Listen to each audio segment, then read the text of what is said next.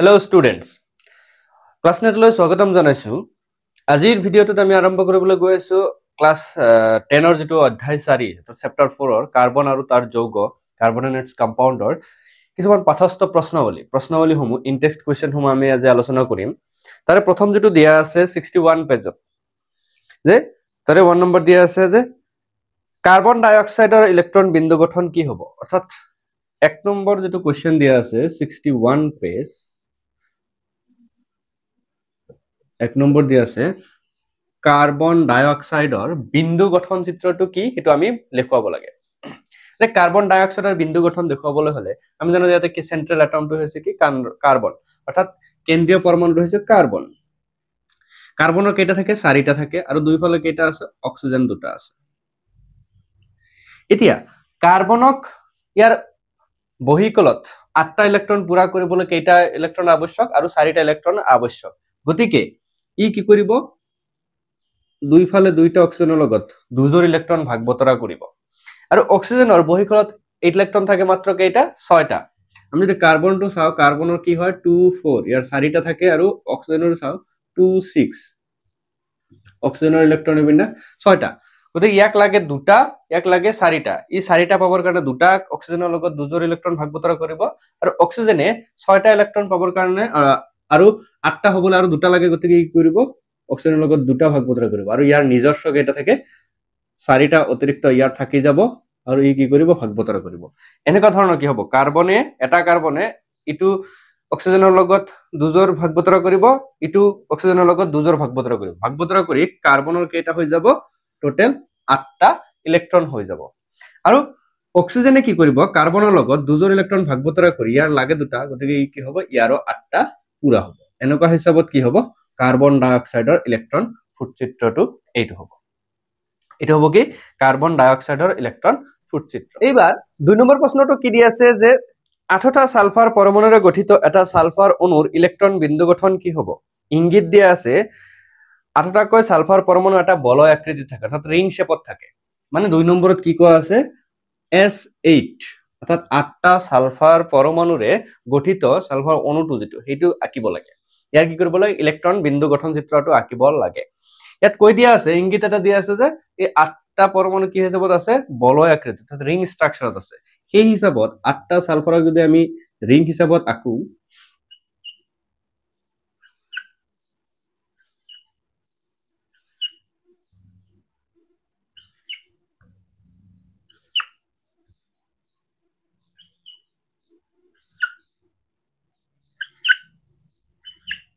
আটটা হৈ গল 8টা সালফাৰ হোৱাৰ লগে লগে আমি জানো সালফাৰৰ যেটো ইলেক্ট্ৰনিক বিন্যাস 286 সালফাৰৰ ইলেক্ট্ৰনিক বিন্যাস হৈছে 286 অৰ্থাৎ সালফাৰ কিমান 16 নম্বৰ গতিকে 286 গতিকে এই ইয়াৰ বহিকলত কেইটা হ'ব লাগে 8টা হ'বলৈ কেইটা ইলেক্ট্ৰন লাগে দুটা ইলেক্ট্ৰন লাগে ই কি কৰিব ইয়াৰ আখে-পাখে প্ৰতিটোৰ লগত এজৰকে ইলেক্ট্ৰন কি কৰিব ভাগ বতৰা কৰিব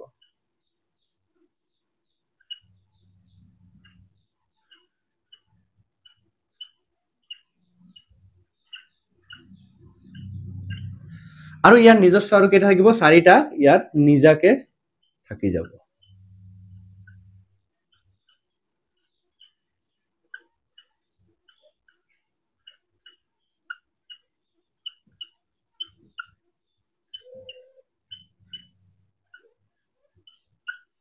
গতিকে এইটো সালফাৰৰ কাৰণে কি হ'ব ইয়াৰ 4টা ইফালৰ দুটা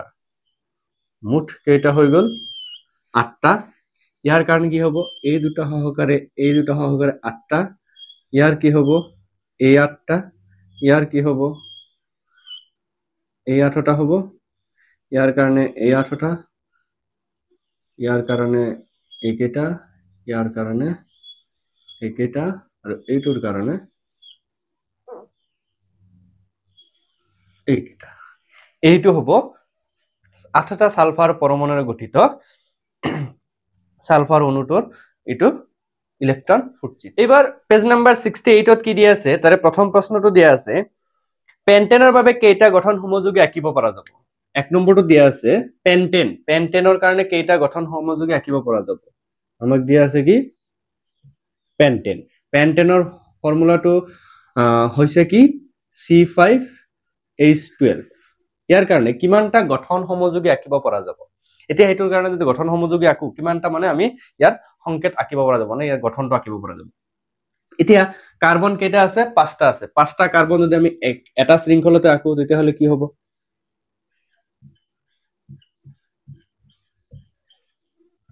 পাঁচটা হল আৰু আমাৰ 12টা হাইড্ৰোজেন আমি দি দিম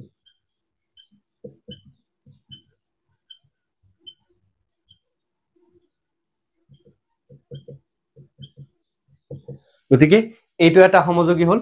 এটো এক নম্বৰ বুলি যদি ধৰি লও তাৰ পিছত দুই নম্বৰত যদি আৰু এটা আঁকিব যাও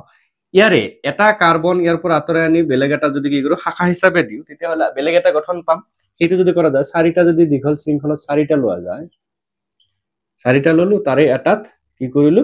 কাৰ্বন এটা দি দিলো গতিকে বাকি হাইড্ৰোজেন এইবাৰ দিয়া যাও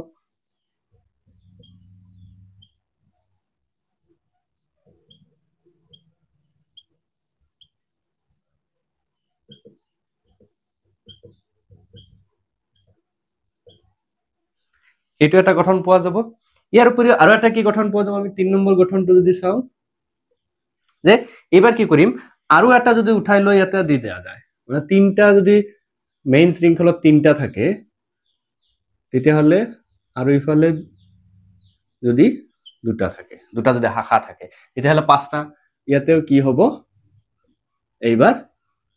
হাইড্ৰোজেন কেইটা দি দিলে আমাৰ গঠনটো পোৱা যাব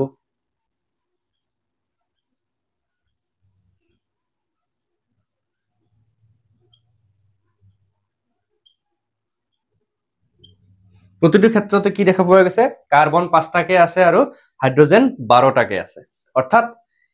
এইটো এটা পোন শৃংখলযুক্ত এটা পোৱা গল গঠন এটা শাখাযুক্ত শৃংখল পোৱা গল আৰু এটা দুটা শাখাযুক্ত শৃংখল এটা পোৱা গল মুঠতে এই তিনটা কি হয় গঠন সমযোগী সম্ভৱ এই তিনটা গঠন সমযোগী কি হয় পেন্টেনৰ কাৰণে সম্ভৱ গতিকে কেইটা তিনটা এই তিনটা আঁকি দিলে দুই নম্বৰ প্ৰশ্নটো কি দিয়া আছে যে কাৰ্বনৰ কোন দুটা ধৰ্মৰ বাবে আমি আমাৰ চাৰিওফালে অজস্ৰ কাৰ্বন যৌগবিলাক পাওঁ যে কাৰ্বনৰ কোন দুটা ধৰ্মৰ কাৰণে কি হয় আমাৰ এই কাৰ্বনৰ অজস্ৰ যৌগ পোৱা যায় অৰ্থাৎ আমাৰ এই কাৰ্বনৰ কোন দুটা ধৰ্ম আমি জানো কাৰ্বনৰ ইলেক্ট্ৰনিক বিন্যাস হল 2 4 আৰু ইয়াৰ যোজ্যতা কিমান যোজ্যতা হৈছে 4 এই চতুৰ্যোজ্যতা কাৰ্বনৰ যোজ্যতা 4 হোৱাৰ কাৰণে মানে আৰু যোজ্যতাটো কেনেকুৱা ধৰণৰ সহযোজ্যতা মানে ইগৰ সদায় ভাগ বতৰাহে কৰে গতিকে ইয়াৰ মূল যেটো দুটা ধৰ্ম সেই দুটা ধৰ্ম হৈছে এক নম্বৰটো হৈছে চতুৰ্যোজ্যতা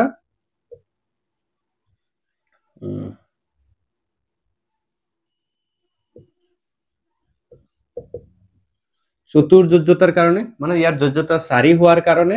আৰু দুই নম্বৰটো হৈছে ইয়াৰ কেটিনেশন ধৰ্ম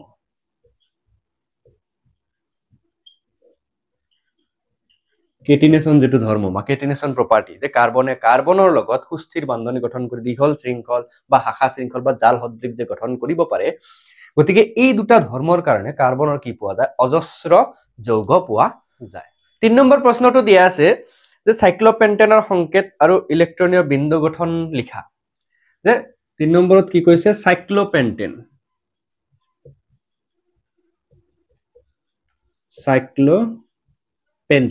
সাইক্লোপেন্টেনৰ সংকেতটো লিখিব লাগে আৰু ইয়াৰ ইলেক্ট্ৰনীয় গঠনটো লিখিব লাগে এতিয়া সাইক্লোপেন্টেনৰ সংকেত লিখিবলৈ হলে আমি জানো কি পেন্টেন এতিয়া পেন্টেনত কেইটা থাকে পাঁচটা থাকে আমি নরমাল যেটো পেন্টেন হয় C5H12 থাকে এটো হল পেন্টেনৰ সংকেত কিন্তু এক যদি চক্ৰীয় হিচাপত বনাব যাও মানে পাঁচটা কাৰ্বন যুক্ত যদি বনাব যাও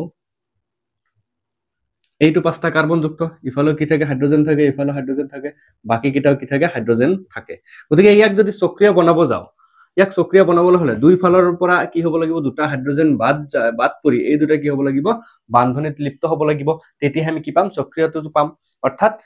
নৰমাল পেন্টেনৰ সংকেতটো যদি C5H12 হয় তেতিয়া হলে সাইক্লোপেন্টেন ইয়াত চক্ৰীয় হ'বলৈ হলে দুটা হাইড্ৰোজেন কি থাকিব কম থাকিব অৰ্থাৎ সাইক্লোপেন্টেনৰ সংকেতটো কি হ'ব ইয়াৰ সংকেত কিমান হ'ব C5H10 হ'ব যে সাইক্লোপেন্টেনৰ সংকেতটো হৈছে C5 H10 গতিকে এইবাৰ আমি কি কৰিব লাগে ইয়াৰ ইলেক্ট্ৰন ফুটচিত্ৰ যদি আঁকিব লগা হয় ইলেক্ট্ৰন ফুটচিত্ৰটো কি হ'ব যে কাৰ্বন আমাৰ কেইটা 5টা গতিকে 5টা কাৰ্বনক আমি সক্ৰিয় হিচাপত যদি সজোৱা হয় যে এই 5টা কাৰ্বন আছে 5টা কাৰ্বন হয়নে ইহতৰ মাজত কি হ'ব এজৰ এজৰকে ইলেক্ট্ৰন ভাগ বতৰা হ'ব হৈ গল ই এফালে একজৰ ভাগ বতৰা কৰিলে আৰু দুটাকে কি থাকিব ইয়াত থাকি যাব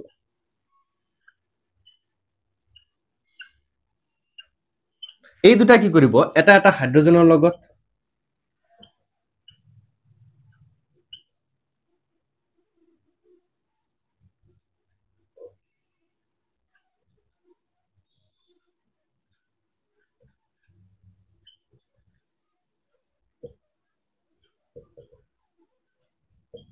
হাইড্ৰোজেনৰ লগত ভাগ বতৰা কৰিব অৰ্থাৎ ইটো হাইড্ৰোজেনৰ এই দুটা ইটো হাইড্ৰোজেনৰ এই দুটা ইটো হাইড্ৰোজেনৰ দুটা হৈ যাব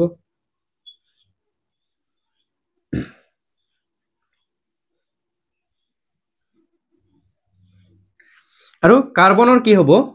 এইটো কাৰ্বনৰ এই 8টা এইটো কাৰ্বনৰ এই 8টা এইটো কাৰ্বনৰ এই 8টা হ'ব এইটো কাৰ্বনৰ এই 8টা এইটোৰ কাৰণে এই 8টা এইটো হ'ব সাইক্লোপেন্টেনৰ আমাৰ চক্ৰীয় সংকেতটো অৰ্থাৎ সাইক্লোপেন্টেনৰ যেটো ইলেক্ট্ৰন বিন্দু গঠন চিত্ৰটো হ'ব এইটো ইয়াৰ পিছত 4 নম্বৰ প্ৰশ্নটো দিয়া আছে যে তলৰ যৌগবোৰৰ গঠন আঁকি দেখুৱা যে 4 নম্বৰত কেইটামান যৌগ দিয়া আছে যৌগবিলাকৰ কি কৰিব লাগে গঠন আঁকি দেখুৱাব লাগে যে ইথানয়িক এসিড প্ৰথমটো কি দিছে ইথানয়িক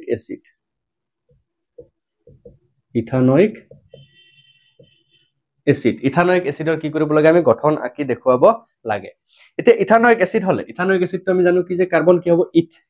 ইথ আছে মানে কি কাৰ্বন কেইটা দুটা কাৰ্বন অয়িক এসিড থাকিলে কি হ'ব ইফালে এটাত এইটো থাকিব অলৰেডি বা এইটো আৰু অলপমান দেখালে এইটো থাকিব মানে এটো কি আছে কাৰ্বক্সিলিক এসিড গ্ৰুপটো থাকিব লাগিব এটাত দুটাৰ মাজত এটো থাকি গল আৰু একফালে কি আছে এতিয়া বাকি কেইটা কি হ'ব হাইড্ৰোজেন থাকিব গতিকে এইটো হ'ব ইথানয়িক এসিডৰ গঠনটো এটো হ'ব ইথানয়িক এসিডৰ গঠন ইয়াৰ পিছত 2 নম্বৰটো দিয়া আছে যে ব্ৰমোপেন্টেন 2 নম্বৰটো লাগে আমাক ব্ৰমোপেন্টেন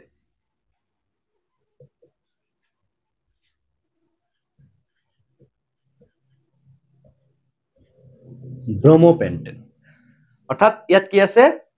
এটা হাইড্ৰোজেনৰ হলনি এটা ব্ৰমিন লগ সংযুক্ত হৈ আছে গতিকে পেন্টেন হলে 5টা কাৰ্বন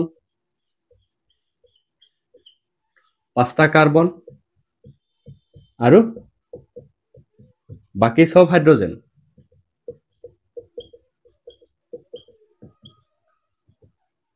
এতিয়া 5টা হাইড্ৰোজেনত 5টা কাৰ্বনত 5টা হাইড্ৰোজেন থাকিব যিকোনো এটা কি থাকিব ব্ৰমিন থাকিব সেই ব্ৰমিনটো ইয়াতেও থাকিব পাৰে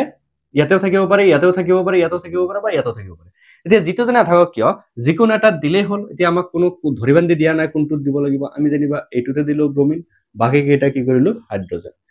এতিয়া কথা হল ব্ৰমিনটো এইটোত থাকিলে যি নাম হ'ব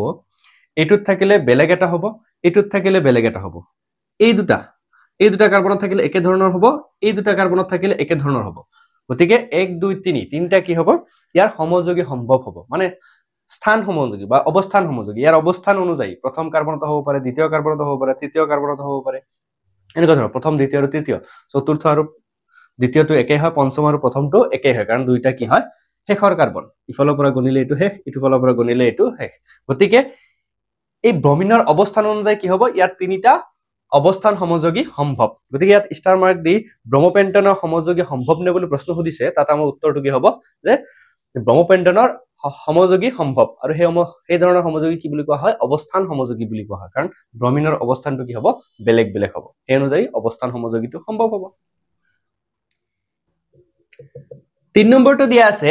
বিউটানন অৰ্থাৎ বিউটাননৰ এবাৰ আমি গঠন সংকেতটো আঁকিব লাগে বিউটানন বিউটানন বুলি কৈছে বিউটানন বুলি কোৱাৰ লগে লগে কাৰ্বন কেইটা চাৰিটা কাৰ্বনৰ এটা কাৰ্বনত কি থাকিব ডাবল বন্ড ও অক্সিজেন থাকিব অৰ্থাৎ কিটন থাকিব কিন্তু শেষৰ কাৰ্বনত থাকিলে কিটন নহয় এইকাৰণে কি থাকিব মাজৰ দুটাৰ যিকোনো এটাত কি থাকিব ডাবল বন্ড ও থাকিব ও হৈ যোৱাৰ লগে লগে কি হ'ল সেইটো কিটন হৈ গ'ল কিটন গ্ৰুপ হৈ গ'ল বিউটানন আছে অন আছে তাৰ মানে কি এটা কিটন গ্ৰুপ আছে গতিকে ফাংচনেল গ্ৰুপ বা কাৰ্যকৰী মূলকটো হৈছে কিটন গতিকে এইটো থাকিব ইয়াৰ বাকি কেইটা কি থাকিব হাইড্ৰোজেন থাকিব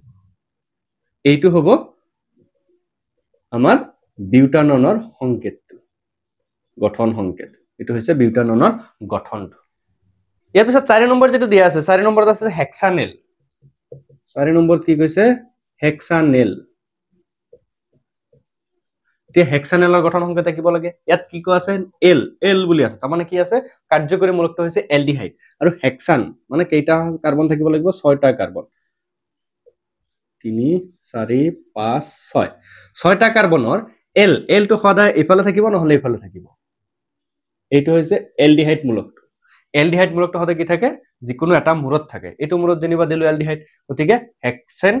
আৰু লগত এলডিহাইড আহি গল সেইকাৰণে হে হেক্সানেল গতিকে বাকি কেইটা কি হ'ব আমাৰ হাইড্ৰোজেন গঠন সংকেতটো আকা হৈ যাব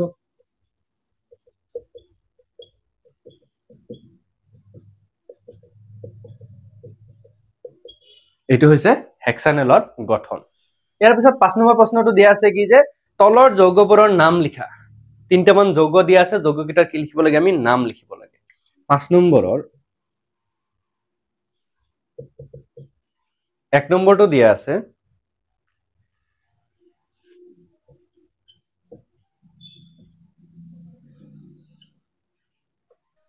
5 নম্বৰত যেটো 1 নম্বৰ দিয়া আছে যে 1 নম্বৰত কি দিয়া আছে CH3CH2Br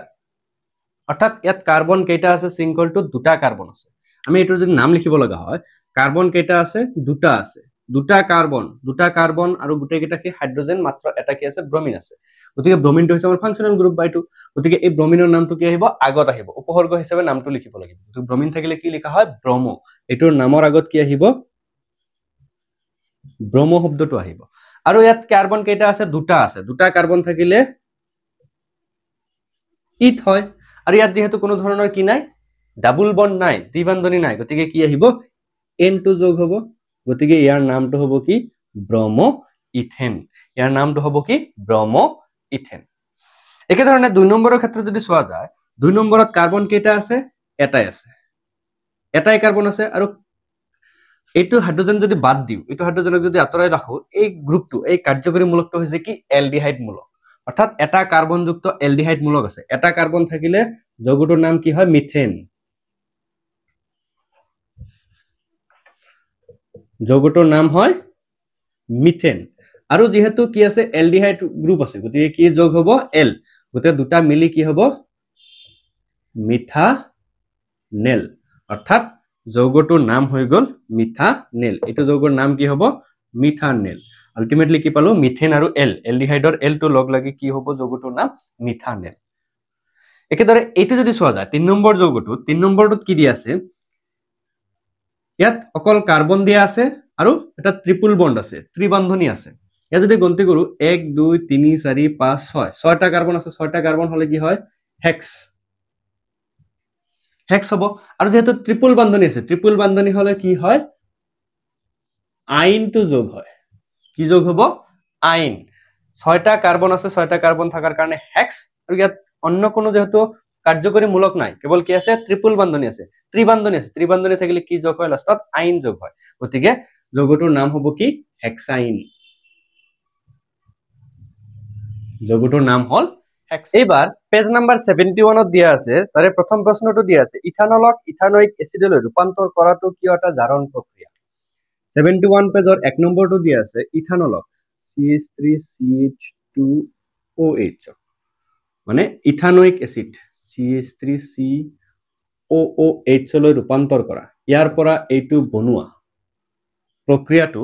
কিয় জাৰণ বিক্ৰিয়া বুলি কৈছে বা এটো জাৰণ প্ৰক্ৰিয়া কিয় হয় যে এই ক্ষেত্ৰত যদি দেখা পাও যে ইয়াত কি আছে এইটো একেই আছে এইটো কাৰ্বনত কি আছে OH টো ঠিকই আছে OH টো একেই আছে কিন্তু এই দুটা হাইড্ৰোজেনৰ হলনি ইয়াত এটা কি আছে অক্সিজেন লগ লাগিছে অৰ্থাৎ কি হৈছে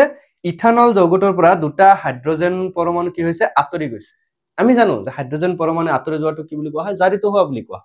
এইটো জাৰণ প্ৰক্ৰিয়া অলৰেডি হৈছে ইয়াৰ উপৰিও কি হৈছে আৰু অক্সিজেন লগ লাগিছে আমি জানো যে কোনো এটা যৌগত যদি অক্সিজেন লগ লাগে তেতিয়া তাক কি বুলি কোৱা হয় জাৰিত হোৱা বুলি কোৱা হয় যেহেতু কি হৈছে ইথানলৰ কাৰ্বনৰ পৰা কি হৈছে দুটা হাইড্ৰজেন পৰমাণু আঁতৰি গৈ এটা অক্সিজেন পৰমাণু লগ হৈছে গতিকে এইটো এটা কি প্ৰক্ৰিয়া জাৰণ প্ৰক্ৰিয়া মানে অক্সিজেন পৰমাণু লগ হোৱাৰ কাৰণে এই প্ৰক্ৰিয়াটো কি হ'ল এটা জাৰণ প্ৰক্ৰিয়া হ'ল বুলি কোৱা হয় 2 নম্বৰ প্ৰশ্নটো দিয়া আছে যে লোহা জৰা দিয়া সময়ত অক্সিজেন আৰু ইথাইনৰ দহন কৰা হয় ইথাইনৰ লগত বায়ু কিয় ব্যৱহাৰ কৰা নহয় মানে লোহা জৰা দিয়া যেটো আমাৰ ওয়েল্ডিং বা ঝালাই কৰা যেটো পদ্ধতি মানে ঝালাই কৰা পদ্ধতিত অৰ্থাৎ ঝালাই কৰোতে আমি ইথাইনৰ লগত ইথাইনটো হৈছে কি CH ট্ৰিপল বন্ড CH ইয়াৰ লগত কি ব্যৱহাৰ কৰা হয় অক্সিজেন ব্যৱহাৰ কৰা হয় মানে ওয়েল্ডিং বা ঝালাই কৰা পদ্ধতি কেইবা ধৰণৰ আছে এটো হৈছে কি গ্যাস ওয়েল্ডিং ইথাইন গ্যাস আৰু অক্সিজেন গ্যাস দুইটা গ্যাস মিহলি কৰি কি কৰা হয় ঝালাই কৰা হয় অৰ্থাৎ এইটো ক্ষেত্ৰত কি কৰা হয় কিয় বায়ু ব্যৱহাৰ কৰা নহয় অক্সিজেনৰ হলনি কিয় বায়ু ব্যৱহাৰ কৰা নহয় যদি কি কৰা হয় যে বায়ু যদি ব্যৱহাৰ কৰা হয় তাত কি থাকিব সীমিত পৰিমাণৰ অক্সিজেন থাকিব কাৰণ বায়ুৰ লগত অকল অক্সিজেন নাথাকে তাত কি থাকে নাইট্ৰজেনো থাকে গতিকে অক্সিজেনৰ পৰিমাণটো কি হ'ব কম হ'ব আৰু অক্সিজেনৰ পৰিমাণ কম হলে ইথাইনৰ যেটো দহন কম্বাসন এই দহনত কি হ'ব সম্পূৰ্ণ নহব আৰু সম্পূৰ্ণ দহন নহলে এই ঝালাই পদ্ধতিৰ পৰা কি হ'ব সুটি ফ্লেম অৰ্থাৎ এই ইয়াত যেটো এই দুটা যদি কি কৰা হয় দহন কৰা হ'ব দহন কৰাৰ ক্ষেত্ৰত কি হ'ব ইয়াত এইয়া কলা ধোৱাযুক্ত কি ওলাব সুটি ফ্লেম ওলাব আৰু ইয়াত কি হ'ব অসম্পূৰ্ণ দহনৰ ফলত তাপ কম পৰিমাণ উৎপন্ন হ'ব আৰু কম তাপ উৎপন্ন হলে ঝালাই কৰাটো ঠিক নহব মানে লোহাটো গলি দুটা লগ লাগি নাথাকিব সেই কাৰণে কি কৰা নহয় বায়ু ব্যৱহাৰ কৰা নহয় অক্সিজেন ব্যৱহাৰ কৰিলে কি হ'ব এই যেটো সুটি ফ্লেম কলা ছাইযুক্ত অস্পষ্ট শিখা ওলোৱাৰ হলনি কি হ'ব নীলা উজ্জ্বল নীলা শিখাৰ দ্বাৰা কি হ'ব জ্বলি উঠিব আৰু দহনটো কি হ'ব সম্পূৰ্ণ হ'ব আৰু তাত বহুত বেছি পৰিমাণে কি হ'ব তাপ উৎপন্ন হ'ব আৰু সেই তাপে লোহা দুটা গলাই জোৰা লগোৱাত কি কৰিব সহায় কৰিব এই কাৰণে কি কৰা হয় বায়ু ব্যৱহাৰ নকৰি অক্সিজেন গ্যাস ব্যৱহাৰ কৰা হয় ইয়াৰ পিছত 74 পেজত যেটো প্ৰশ্ন দিয়া আছে যে 1 নম্বৰ দিয়া আছে পৰীক্ষাৰ সহায়ত এলকহল আৰু কাৰ্বক্সিলিক এচিডৰ মাজত প্ৰভেদ কিদৰে দেখুৱাব পাৰি যে 1 নম্বৰ দিয়া আছে পৰীক্ষাৰ সহায়ত কি পৰীক্ষাৰ দ্বাৰা আমি কি কৰিব পাৰো এলকহল আৰু কাৰ্বক্সিলিক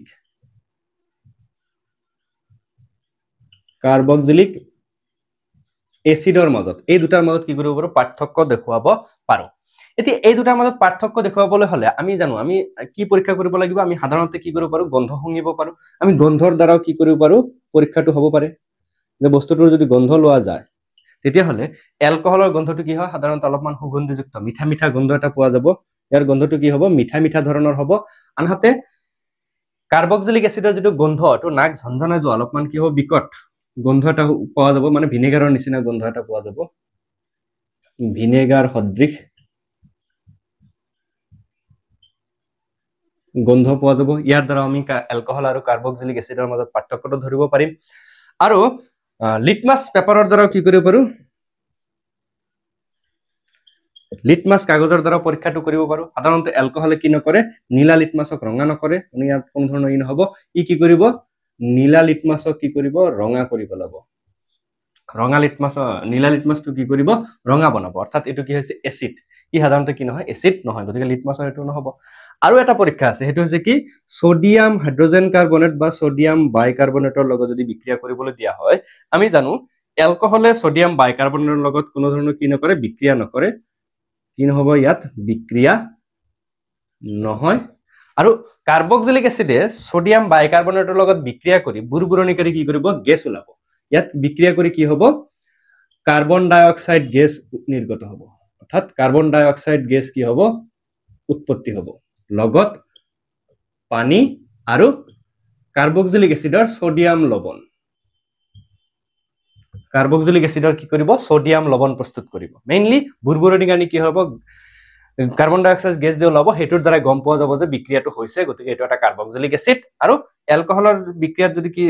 দ্ৰৱত যদি কি দিয়া যায় সোডিয়াম বাইকাৰ্বনেট দিয়া যায় তেতিয়া হলে কোনো ধৰণৰ বিক্ৰিয়া নহয় কোনো পৰিৱৰ্তন দেখা পোৱা নাযায় গতিকে এটো কি হ'ব এলকহল দ্ৰৱ বুলি আমি কি কৰিব পাৰিম চিনাক্ত কৰিব পাৰিম এনেকুৱা হিচাপত পৰীক্ষাৰ দ্বাৰা কি কৰিব পৰা যায় এলকহল আৰু কাৰ্বক্সিলিক এচিডৰ মাজত কি কৰিব পৰা যায় পাৰ্থক্য বিচাৰি উলিয়াব পৰা যায় 2 নম্বৰ যেটো প্ৰশ্ন দিয়া আছে 2 নম্বৰ দিছে জাৰক দ্ৰব্য কি যে 2 নম্বৰত দিয়া আছে জাৰক দ্ৰব্য এতিয়া জাৰক দ্ৰব্য কি জাৰক দ্ৰব্য বুলি কোৱাৰ লগে লগে যিবিলাক পদাৰ্থ তাৰ মানে কি কৰে কোনবা এটা পদাৰ্থক জাৰিত কৰে মানে বেলেগ এটা পদাৰ্থক যদি জাৰিত কৰিব পাৰে গুণ থাকে মানে যিবিলাক পদাৰ্থ কি কৰে অন্য পদাৰ্থক জাৰিত কৰে বা নিজে কি কৰিব পাৰে অক্সিজেন ডোনেট কৰিব পাৰে বা অক্সিজেন দান কৰিব পাৰে সেইবিলাক পদাৰ্থক কি বুলি কোৱা হয় জাৰক দ্ৰব্য বুলি কোৱা হয় উদাহৰণ স্বৰূপে যেনেকুৱা পটাছিয়াম পাৰমাংগানেট KMnO4 পটাছিয়াম পাৰমাংগানেট হৈছে এটা জাৰক দ্ৰব্য ই কি কৰিব পাৰে নিজে বিজাৰিত হৈ ই কি কৰিব পাৰে অক্সিজেন ডোনেট কৰি বেলেগক জাৰিত হোৱাত সহায় কৰে সেই কাৰণে এটো কি বুলি কোৱা হয় জাৰক দ্ৰব্য বুলি কোৱা হয়